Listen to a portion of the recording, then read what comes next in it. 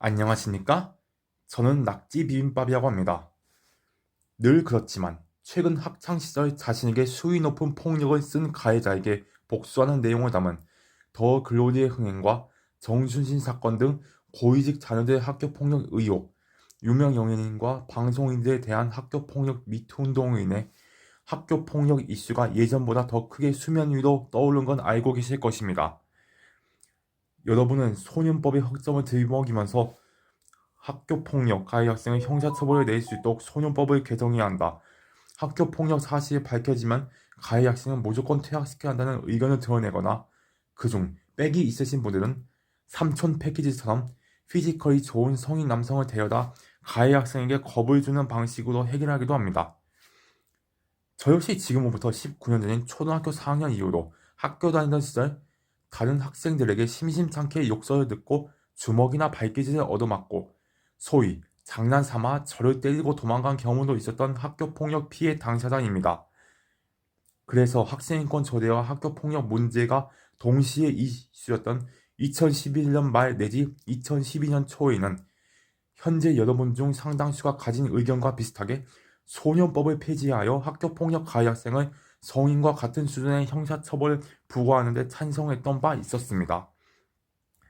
그러나 세월이 더 흐르고 아동청소년 관련 소식을 여러 개 보면서 이 사회가 아동청소년들을 대하는 방식을 점차 알게 된 이후로는 학교폭력 가해 학생을 무작정 처벌하는 것에 반대하는 입장으로 바뀌었습니다. 제가 왜 지금과 같은 입장으로 바뀌었는지 여러분께 자세히 설명해 드리겠습니다.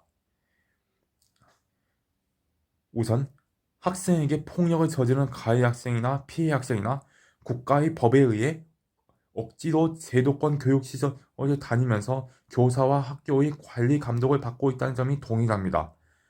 즉 가해 학생이나 피해 학생이나 국가에서 정한 학령기에 억지로 의무 교육을 받는 피해자라는 것입니다.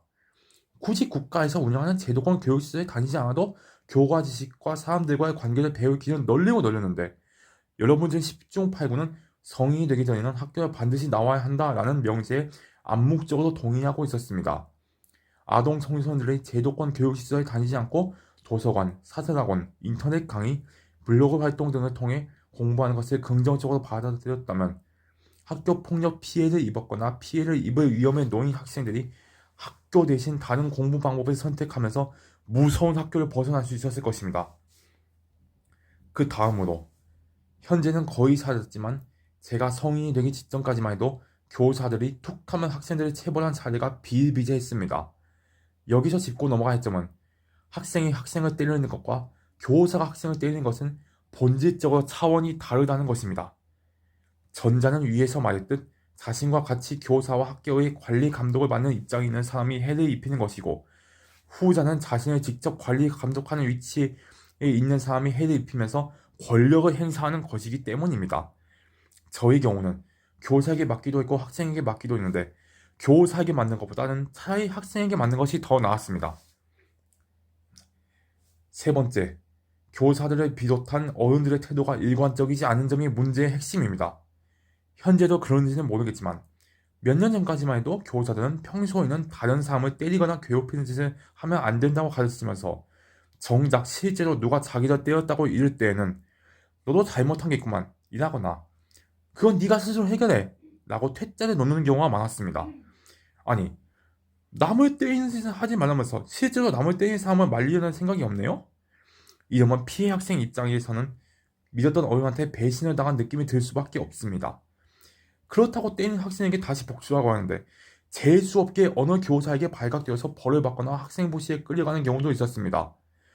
교사에게 안 걸리면 그만이고 걸리면 그냥 작살나는 한마디로 복불복인 셈입니다. 누가 때렸다고 이런 사람을 무시할 거면 차라리 애초부터 다른 사람을 때리거나 괴롭혀도 상관없다.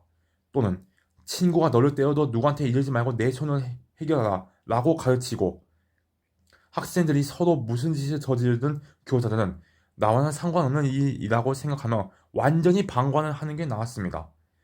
그랬다면 피해 학생들은 교사를 비롯한 어른한테 배신당한 느낌을 받지 않고 재수없게 교사에게 걸릴 두려움도 느끼지 않고 제 스스로 어떤 수를 써서라도 가해 학생을 작살내는 시도를 했을 것입니다. 이렇듯 제가 앞서 서술한 세 가지 이유 때문에 학교 폭력 가해 학생의 형사처벌을 내리는 것에 반대하는 입장에 서게 된 것입니다. 여러분은 여태까지 학교에 다니는 아동 청소년들의 목소리를 한 번이라도 제대로 반영한 적이 있었습니까? 가해 학생에게 피해를 당했거나 당할 위험에 놓인 취약한 피해 학생 아동 청소년들도 어른들에게 하고 싶은 일이 많을 것입니다.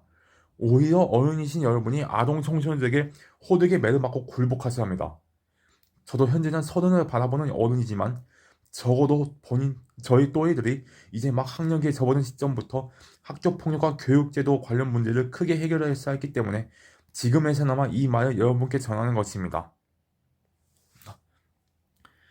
저희 말은 여기까지입니다. 고맙습니다.